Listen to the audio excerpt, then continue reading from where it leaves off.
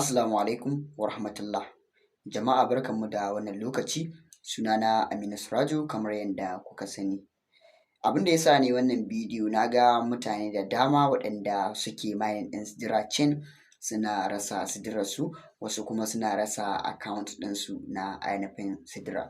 Dalilin da ke kawo wannan matsalar shine ta yiwu abokinka ya taɓa aron wayarka ya loga Sidirar shi a saman ainihin wayarka, ko kuma ta yiwu kai kake da multiple account to kuma suna amfani da idan kamar a ce ka loga Sidirarka a saman application na Sidira, shi kuma in ya loga akan Chrome to za su yi attach ne. Duk wanda ya san ya taɓa ɗora misali a ce Sidirar shi akan application to ba direct ta application ɗin suke buɗewa ba, dole sai sun kai ka a cikin Chrome ɗin. Idan suka tura ka Chrome can zai buɗe, ba wai direct application ba ne ba zai buɗe, dole sai ya je Chrome. To ka ɗora a Chrome, shi kuma ya ɗora a application, kun ga za a yi attach. Da sun yi attach to za su gane cewa multiple account gare ka, domin haka za su kulle maka account ɗinka. To shawara nan ita ce, in dai ka san kana da Sidira a cikin application ɗinsu na ainihin Sidira chain, to ka taimaka ma rayuwarka, ka taimaka ma kanka, ka kwashe Sidirar nan ka kai ta cikin wallet ta MetaMask ko wallet ɗin da suke amfani da ita. Ka kwashe ka je ka adana ita wannan Sidira taka saboda ta zauna cikin aminci, don suna ta kukkulle ma mutane account da yawa.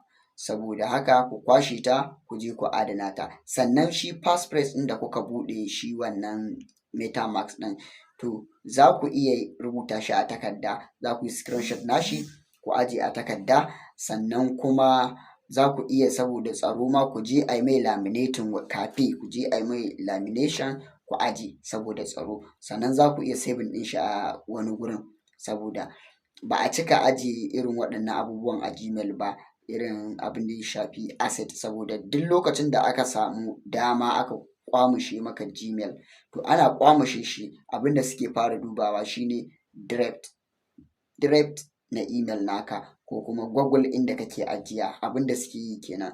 To shi yasa gara ka ba email ɗinka tsaro akan wannan authenticator ɗin da kuke sa ma Sidira. Ka je ka fara ba Gmail ɗinka tsaro, ka kunna two step verification.